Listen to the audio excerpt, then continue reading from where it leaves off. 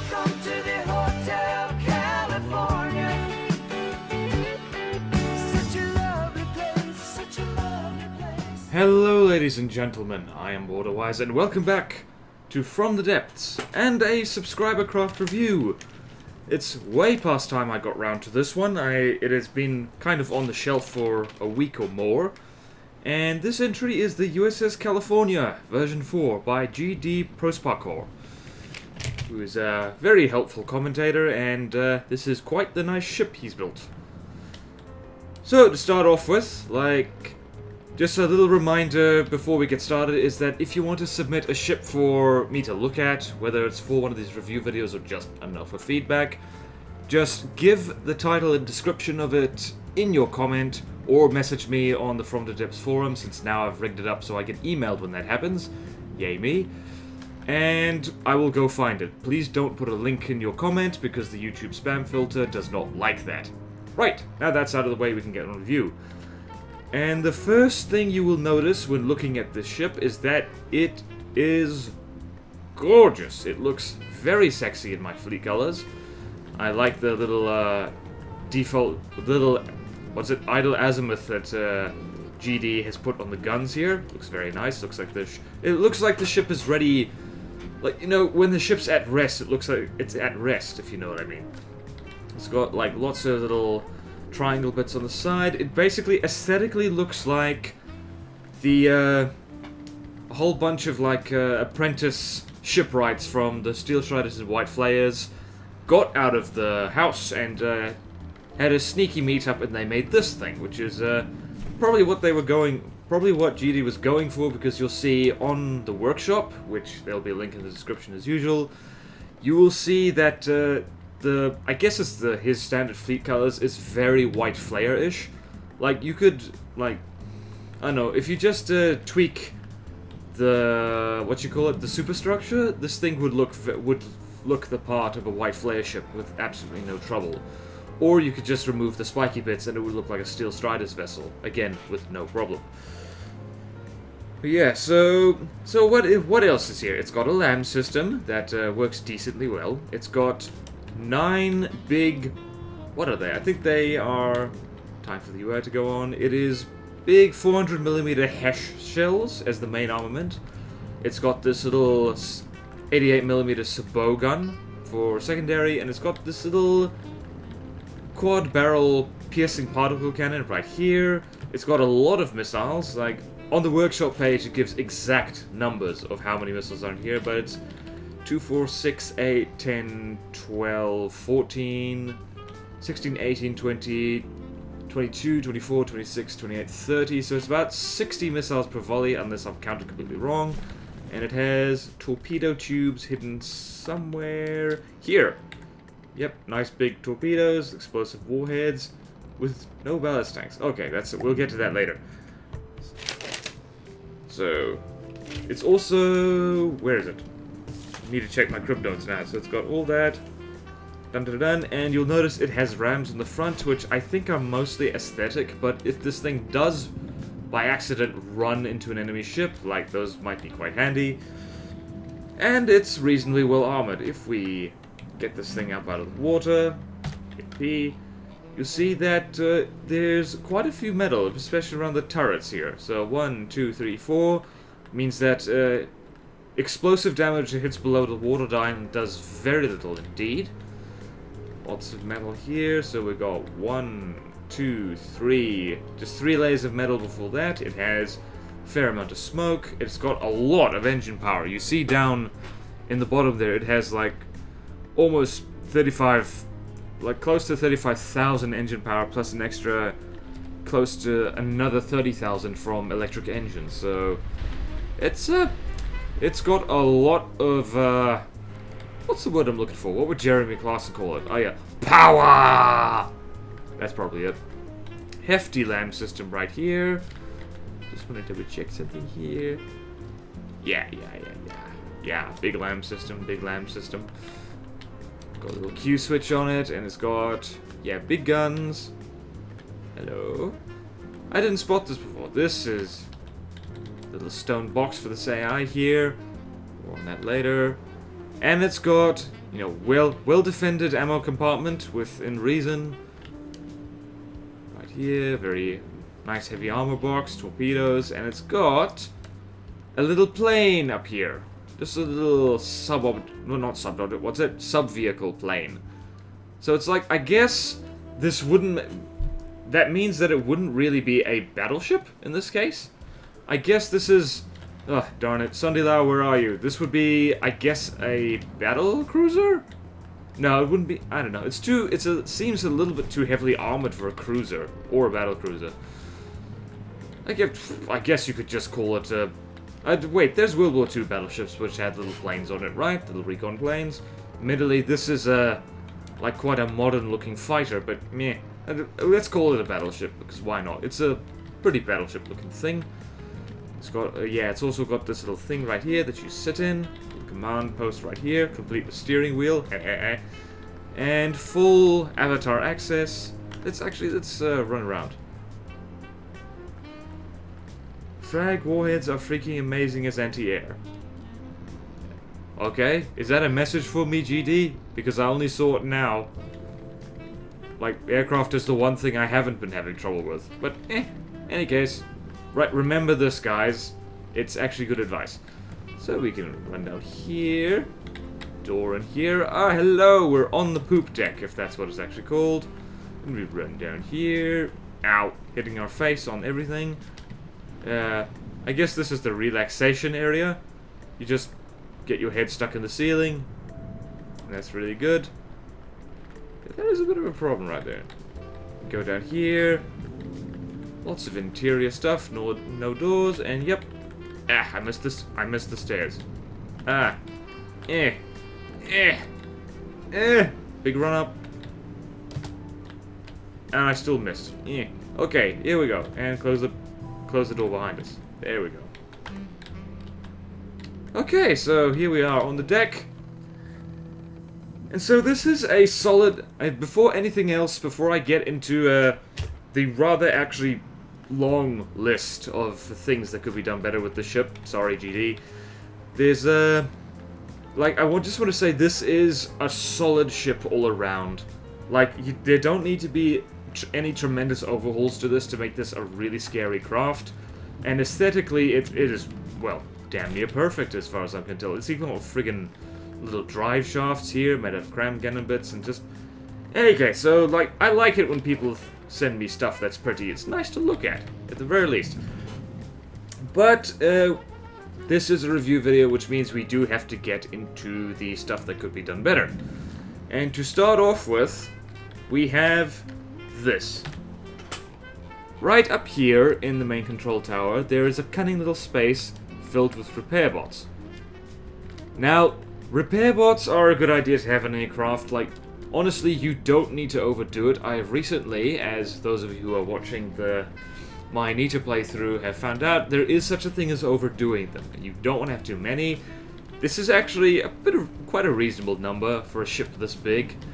The problem I have with it is that I do believe these are the only repair bots on this vessel. I haven't spotted anywhere else. If anyone else sees any, or has a look at the ship, like downloads it from the workshop and has a look, do let me know if I've missed any, but I think pretty much all of them are up there in the superstructure, which at first glance seems to be a pretty good idea, because you'll notice the ammunition is right at the bow and right at the stern, and I think AI components are there's a bit there, and there's another one. Where is it? Here, which is quite a distance away from them, so it should, in theory, mean that they don't get shot at. In the testing I have done, like, not only against my vessels, but against faction vessels, the superstructure is quite vulnerable, just with shots that arc maybe a little bit too high. With cram cannons, like, the shots tend to plunge towards the deck, which means this thing still gets hit. And missiles, this is two layers of metal that's good against frag, but EMP will go straight through it and fry these things, because these things are reasonably vulnerable to EMP. And that's the main criticism, actually, the broader one, is that this thing is It's got decent EMP proofing, but it could be a lot better, especially considering that this is kind of a mid to late game craft. It's like about 270,000 material cost, so you're not going to build this thing straight off the bat. Now, 4, 5, 6, 7, 8. There we go. So you'll see, this is what I call like flawless EMP defense right here. It's just, you have a box made of stone, because stone is a lot tougher than wood, and it's also completely EMP proof. It doesn't travel through it. I would put the main AI inside a stone box as well. I mean, you have the room for it right here. So, or maybe you don't actually. Yeah. No, you have the room for it. You just, instead of surgery protectors, and each surgery protector is around 20 materials, you instead put a stone beam around it like that. And I think that would actually be cheaper, and it would also be way more effective, because surge protectors are only good against EMP up to a certain point. And I think because, like, with torpedoes especially, if EMP torpedoes hit from beneath, they won't touch the surge protectors before they touch the heavy armor. And I don't know if they go if EMP surges go through heavy armor, but they certainly damage it. So that's less than ideal. I would just replace these surge protectors with stone. It would be cheaper and more effective. But yeah, that is personally what I do. And I'd also, getting back to the repair bots up here, I would scatter them throughout the ship in like little EMP-proof pockets, because having them all up here is just, it's too vulnerable. Like, just a few EMP missiles or one good explosive shell will just remove a serious material cost, and also, like, a large number of blocks, and also almost all your repair capacity. Like, I've seen it happen. I tested this thing against the Iron Cauldron, I tested this thing against the Naga, I've tested it against the Titan, and that happened pretty much with all of them. It's just this little bit got shredded, mostly by accident. So I think that could be done a little bit better. So what else? Right, so also I mentioned there's a LAM system, because as it seems to be with this game, like, I've resigned myself to the fact that that LAMs are just how it's done. Range 700 meters. That might be a bit long, depending on what you're trying to blow up. See, my LAM's knowledge is still got a lot of holes in it, but I think that's a little bit too far. I think the default is 500 for a reason, because, especially against, like, individual little missiles, like, because these are, like, well, it's easier if I show you, actually. So, let's spawn in, what has a lot of missiles? What has a... Well, enough. Let's just spawn in a few dusters. 1, 2, 3, 4. And... So you see that the LAMs, yeah, they popped them, but there was quite a few pulses before they actually managed to kill it. And dusters, well... Yeah. And it's just waste time shooting at missiles that actually aren't a threat to you, which is less than ideal. So I would pull the range way down, and perhaps, like, or maybe even get rid of the Q switches on these things, because in my own experiments, just that continuous laser lamp seems to do a much better job, because that pulsed laser seems to miss a lot more. Like, it's kind of the opposite with, like, laser combiners and weaponized lasers, is that you want the pulse to make it more accurate, to get more damage on target, but with these little LAMS nodes, continuous seems to be just track incoming projectiles a lot better. I don't know, feel free to correct me if that's wrong, but I would tweak this to be just like closer point defense. So, what else? And also, you might have noticed that I spawned enemies in, and this little airplane went absolutely nowhere. It stayed stuck on deck. This is an oversight, I think, because this is quite easy to do. I have literally never done it, and I know how to do it. So here we have the docking station, and you'll notice there's no ACBs near it. And maybe GD just kind of forgot to do this. Like, it's understandable. I forget to do things with craft all the time. I think even the best of us do. But in any case... Yeah, interesting. Yeah, sub-vehicle spawn. I didn't spot that at first. But anyway, so the way to make sure, because I'll show you just again and watch this. So, 1, 2, 3, 4... Enemies en route, and the plane is not launched. And that is an issue. Okay, stop. I know you guys wanted to see more dusters blown up, but we're on a time schedule here. We got places to be and things to do. So anyway, so real is simple to do. You just, once it's attached to the tractor beam and the blueprint is just set up to spawn that thing wherever, you get to control, automated control block. So, if no enemy is within 5,000 meters, docking stations, recall all assigned vehicles. Okay, so that's what it is now. So there's no enemies nearby. That's where the thing should be. That's where the plane sits. So, and then enemy range less than 5,000 meters. You go to docking stations and release all assigned vehicles. Now that we've done that, we're going to spawn in the dusters again. 2, 3, 4, 5. Away she goes! So yeah, just a quick note on that. It's a really simple, easy fix.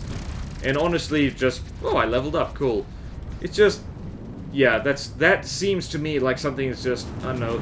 It's the... This is why you don't build at like 2 o'clock in the morning or something like that. Because you forget just little things like that. See, now all the enemies are dead. The plane is violating the laws of physics and being pulled back to mommy. This duster's got nice and shredded. Cool. Then again, this is quite a big, expensive ship with decent missiles. Well, halfway decent missiles on it. Anyway, speaking of missiles, like, I am not a fan of... Whoops, not those ones. These ones. I am generally not a fan of using infrared seekers at all because they tend to not lock onto targets reliably enough, and they're too easy to fool with flares. Like, flares are so cheap and simple to make in this game. Like, it's just never leave home without them, and you're essentially infrared seeker proof. And also with these ones, they have target prediction guidance, but they don't have a one turn. So when this thing, I don't know, maybe there's a method in this madness I'm not aware of, but when this thing gets launched, like, let's spawn in the dusters again to see what happens. 1, 2, 3, 4, 5. You'll see, oh, there they go. There's a whole bunch of missiles that just get fired off into the middle distance. And that's no good. That is really no good, because missiles are expensive. They use a lot of ammunition. You want, when a missile is launched, you want it to go to the target. You do not want it, like, yeah, look at that. Just off it goes. Oh, those are the IR ones, aren't they? Yes, they are, because the IRs are the ones with explosive warheads. And that's just... Let's count them in a row. 1, 2, 3, 4, 5, 6, 7, 8, 9, 10, 11, 12, 13, 14, 15, 16, 17, 18, 19, 20, 21, 22, 23. That's 23 missiles that's just hissing off in the wrong direction. Admittedly, all the enemies are dead now, and it doesn't really matter. But, yeah. So, issue there. So, those things definitely need a one turn if you're going to launch them like this. And then we get to the radar seekers. So these things are much better. These are pretty bog standard radar seeker missiles, just generally more reliable. Just radar seekers seem to pick up a target much more easily than IR missiles. The only exception if the thing is just below the water, in which case the radar can't see it. But in this case, yeah, it's got the seekers, it's got the warheads, it's got the one turn, all that. It doesn't have either... I find that missiles are just way better if they either have target prediction guidance for, like, slower moving small targets that kind of move in an erratic way, for things that are kind of like the duster, the flying squirrel, the... What is that steel striders thing called? It's a plane and it's called... Oh, it's the Hake. Yeah. This is what I'm talking about. This thing is annoying as hell. So you see, this thing jerks about like mad. And because target prediction guidance isn't really a thing... Oh wow, friendly fire. Okay, so you see that the missiles tend to have a lot of trouble with this. Firstly, because these things are spitting flares, and also because the radar-guided missiles don't have proper tracking on them. They just... Well... Yeah, this is going to take a real... Whoa, there's a whole volley, and it misses completely. Because this thing is janky as balls. Oh no, there we go. Okay. So I managed to take down one of them, but if it had either APN guidance, so it ensures a steady bearing towards the target, or... Oh, poor thing. Beautifully done. Poor Hawk. Anyway, so either APN guidance or target prediction guidance, 'cause it just makes the damn missile track the target a hell of a lot better. Either one. I recommend target prediction guidance for this setup anyway, because APN can be a little annoying to get absolutely right. And moving on to the main guns. These are nice guns, but there's two problems with them, and one of them is the shell type. And go in here, use sort of 1, 2, 3, 4. I'm so happy someone told me how to do that. So where is the thing? I saw it somewhere. Where was it? Hello, ammo controllers, where are you? There you are? No, that's not where you are. Lie to me. Why did I do that? Okay. Where are they? Where are they? I saw them somewhere. Not there. That's ammo processors. Gosh, dingus, dang it. I saw them, I swear to G. Where did they go? Oh, there they are. Thank goodness. I'm starting to get worried. Okay, so we're here. Okay, that's the other one. That is perfectly decent sabot round. Here we have the warhead, and first glance, this is a perfectly good warhead, and that's because it is. Against, and this is important, an unshielded target, this kind of shell is absolutely devastating, because it just tears straight through armor, and just anything on the other side of that armor gets shredded. That's what Hesh does. Hesh is pretty powerful at the moment. Like, it was patched to be a lot better than it was, which I'm happy about, because I like Hesh. But you'll notice the explosive damage is a little bit limited. Like, 1500 isn't that much, like, once you're actually shooting at, like, properly armored targets. And explosive radius is about 12. That is because these things are set to the default special factor rating of 0.8, and that's a little bit high, I tend to find. It might be a better idea to turn this down a little bit. Can I do that? Yeah. So about maybe 0.5, so about half of it. You'll see that it's already jumped about, like, to 1900 already. And the same here. It's up to, it's past 2000 now. Ah, come on. There we go. So now it's 2600, explosive radius of 16. That is actually quite a bit better. And in particular, and you'll notice the Hesh damage has dropped a little bit. That's still significant. And remember that the great thing about Hesh is that the shell lands on an armored target, it damages the armor heavily, but then anything squishy on the other side of it gets shredded. And because it tends to be squishy things like engines or AI components or LAMs or laser systems or something like that, it doesn't matter tremendously how much spalling damage there is, so long as there actually is some. The main reason I would tweak it like this is so that these guns do better against shields, because I've noticed, even against, like, relatively poorly shielded craft, these guns don't do nearly as well as they should for how expensive they are. Simply because the explosive damage and radius isn't quite enough. And I've just noticed that the middle gun here has a lot more shells in it. That's probably a Tetris malfunction. What have you done here? It looks okay. Oh no, I see what they've done. The middle gun just has a lot more. It has more autoloaders and magazines, which is fine if you're okay with that. But the other thing about these guns, which needs work, is this at first glance looks like a solidly armored turret. Let's see. Actually, let's see now. How many layers of armor does this have? It has quite a few. It has... Okay, never mind. It has one layer of metal and quite a few on the front. So, in a sane, logical world, this would be a perfectly decent turret cap. It's well armored, it should be able to take it, and there's heavy armor right beneath it. should be able to take a cram shell to the face with no trouble.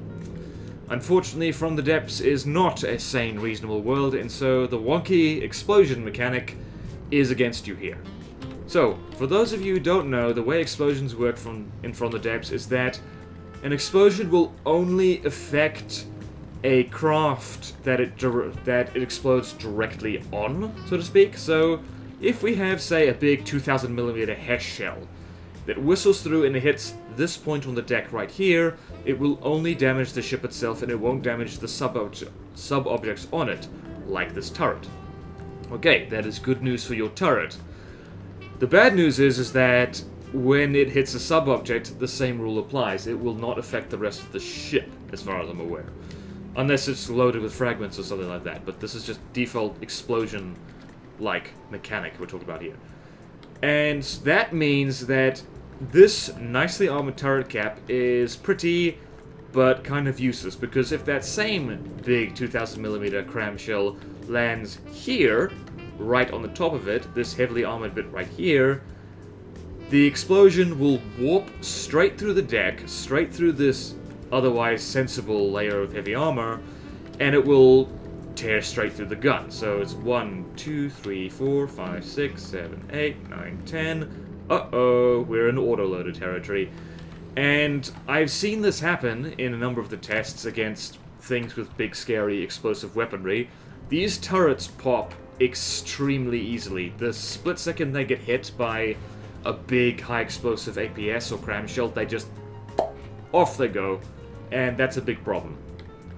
Admittedly, the repair bots managed to put them back in place in time, but that's not a good idea. These guns are expensive. So, my recommendation to GD, Pro Sparkle, and anyone watching, is that you armor up the inside of your turrets. So rather than having this heavy armor layer here, you put heavy armor on the turret itself. Just especially between the bit that's exposed and the explodey bits, because that way an explosion will warp straight through the deck and will still have a layer of armor to get through. And that is the... if you want to know, like, and a good example of that, look at the turret. Like, one of the biggest, scariest Steel Striders craft. That's how its turrets are so hard to pop. It's because the turret itself is armored. Not just the whoopsie daisy. That was very stupid of me, pardon me. I hit R, but I hit F by accident. Very silly of me. I'm just gonna quietly get rid of that. What the fuck? No. Okay, I've ruined everything. So. Okay, so I really cannot multitask. I have to get these stupid little blocks out of the way before I do anything else. Dum dum dum dum dum dum dum dum. Okay, there we go. Okay, problem solved. What the hell was I saying? Oh yeah, so armor up the insides of your turrets if you don't want them blown off easily, or have the neck of the turret, as in the bit, like basically God, I don't know what it's called. I guess you could call it the stalk if you don't know how battleship guns work. You could call it the bit between the turret cap and the explodey bit itself, the bit that pokes up through the deck. You could have that at least 10 meters tall. That's not advisable. So just armor up the insides of your turret, make sure explosions don't ruin your life. Okay, I spent way too long on that. And speaking of that, in my testing, and this is something I'm acutely aware of given recent events in my campaign, is that you don't want to overdo the repair bots, and you do not want to rely on the repair bots to keep your ship alive. You want to rely on active defenses, like alarms, like countermeasures, like shields and all that. And to be fair, this ship has that stuff. 1, 2, 3, 4. I do indeed believe... yeah, I can hear them right now. Where are they?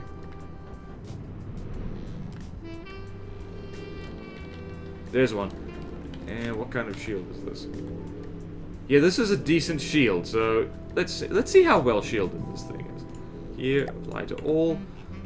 Okay, so it's not super well shielded. I believe it has shields on the guns. That's actually I like it when they do. I never do that myself, but it's always fun to see when people do that, because it's always like, ooh, I did not expect a shield to be there. So that's actually pretty decent shielding, like, for what this ship is meant to. It's a broadsider, like, clearly. So that shield arrangement's good, like that. What the hell was I talking about? Ah, yes, I was talking about, like, not relying on repair bots. So to be fair, the ship doesn't do that, or at least I get the sense it's not trying to do that. It's not like my stupid craft, which, like, for a long time I didn't have any shields or countermeasures on them. I just relied on repair bots. That's very silly. Don't do that. It's expensive.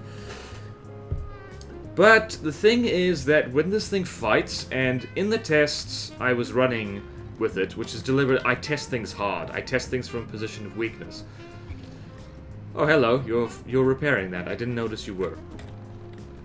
So this thing is actually a bit of a resource hog, partially because it has really big steam engines, but also because when it gets damaged, there's a whole bunch of repair bots frantically doing stuff. And the reason it gets damaged is because it's not quite put together enough to take on things roughly its own cost. Like, I threw it at the Iron Cordon, and it was a pretty even fight, which you don't want, because the Iron Cordon is a little bit cheaper than this. I threw it against the Titan, which is an incredibly annoying craft, and the California didn't do very well. And I threw it against the Naga, and the Naga won, which, like, seems unfair, but, like, the Naga is actually cheaper than this thing, so whoops. So, you don't want to overdo the repair bots. Like, if you could, it's how just follow the faction ships. If you look at the faction ships, most of them don't have repair bots at all, but they're still hard to kill. You want to design your ship to be optimal without any repair bots. In fact, it's a kind of a design philosophy that I've stumbled on recently, and possibly like everyone knew this and I was just left out, is that design your ship with no repair capabilities first, get it effective, and then add repair bots. Because then it performs above and beyond expectations, and that's good. You never want to be... You want to be pleasantly surprised by your ships as opposed to the reverse. So, yeah. So, it does hog resources a little bit. I think in terms of ammunition, it's good because it has a lot of ammunition. It doesn't really... I don't think its ammo processors activate that often. Like, I'm assuming the control blocks are all there to... Ugh, that is disgusting! Get out of here. Where's the control box at? I wish there was a search function, like, when you were, like, building something. So you could actually just find, like, okay, I want to find an ACB, and you can just highlight all ACBs on a craft. That'd be a very nice feature. Someone get on the horn to Nick about that. Or Gladjun. In fact, tell both of them. Tell the world. But in any case, this thing is actually quite good ammo-wise, despite having, like, big guns and a lot of missiles, so it's not a resource hog in that sense. Okay, what else am I talking about? So there is, on the note... Oh wait, I'll talk about the particle cannon first. Now, I am not the guru of particle cannons. I am not good at making them yet. I am always reluctant to try because they are a tremendous pain in the butt to make for me because they're by their very nature asymmetrical, so it's slow. And I don't like doing that. I like to just whip something together, test it, and then fiddle with it a lot. You can't really do that with a particle cannon. You have to build...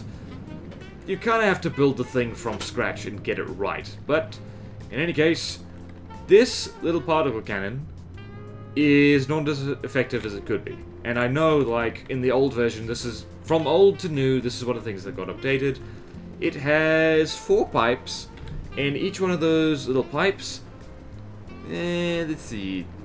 Each one does about between 2,000 to close to 3,000 damage. Like, from I've been told, you might as well just let it charge up all the way because it's way more damage per shot. And the other thing I would do is that I really do not notice this little particle cannon doing much damage because, like, 3,000 damage, that's okay for an explosive shell that you are firing a lot of. I don't really think it's okay for something like a particle cannon. You want... This is your shield buster. This is your trump card at this point in the game. You want this thing to just murder anything it shoots at. As far as I can tell, anyway. So what I would do, is remembering I'm stupid when it comes to particle cannon, is I would, instead of having 4 little ones, I would have just one, a much longer particle tube, and I would set it to something like impact or EMP, because EMP is a really good secondary weapon. I've been constantly reminded of that over the last few weeks, and it means that you could, like, kind of serpentine the thing around and use all the space, because this is a 3x3 turret, but you'll see from the side here, it's not 3 exactly. So you could, instead of having like 4 quite short little tubes, you could have one quite long one and have it do just a smegton of EMP damage instead. That's what I'd recommend. Feel free to ignore me on that one, because particle cannons are not my jam. Not yet, anyway. And on the note of wasted space, this ship actually doesn't have too much of it, but there's just... It's spaces like this. You could easily stick something in here that... Like repair bots, for instance. I would suggest, like, going back to the repair bot thing, them all being lumped in one place, I would scatter these things throughout the whole ship, because the superstructure is vulnerable to things, fire arcing down onto the deck, and missiles coming in that slip past the lambs. And you don't want to put all your eggs in one basket, especially for a ship this large. You want redundancy with it. So I would stick them throughout the ship and just like random empty spaces. And you'll notice these turrets, well, they're not perfectly Tetris together. They don't have to be, by the way. You don't need to be completely obsessive about that. But there is enough space to armor them, which is partially why I'm suggesting you do that. Oh, you little bastard. I see you there. Shaking that ass. Let's get rid of that before I embarrass myself further. Yep, here I am trying to review someone else's fine work, and I accidentally, like fill the insides with, like, cork. So that's less than ideal. But just, yeah, use that space. Just put little things that are useful. So, like, repair bots are one thing. Like, you'll notice the thing is not being repaired at all. I'd stick a few repair tentacles just at the base here. Like, possibly just sitting on stone blocks or something like that, so EMP doesn't murder them outright.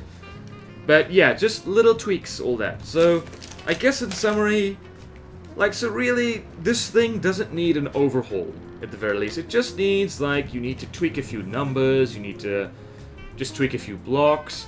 Like, armoring up the turrets is probably the hardest thing to do. And alternatively, you could... Is there room for it? Yeah, there is. You could just stick ejectors on these, and that would work quite fine. It means that when the turret pops, it doesn't take a large part of the ship with it. Although, I don't think it does that already. I think there's enough space in here that... Nah. I'd say, yeah, armor up the turrets. Just armor up the insides of them, and that might be a pain in the arse. In fact, that's definitely going to be a pain in the arse, but I think there's enough clearance, like, to do that. You could raise it, like, at least one block higher, and you should be okay to do that. But in any case, like, overall, I do like the ship. I just like how it is a battleship. That's what it is. It's pure and simple. It's not trying to be fancy or silly. It's just, it's got big guns, it's got missiles, it's got a little recon plane right here.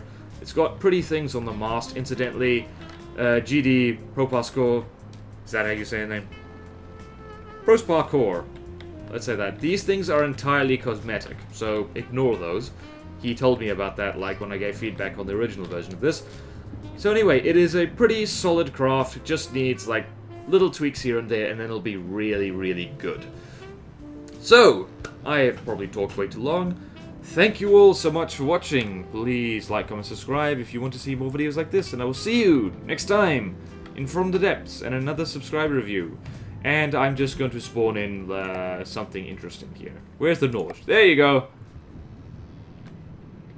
Have fun, you two. So this is the thing in action. You know what? You deserve a second chance, little hawk.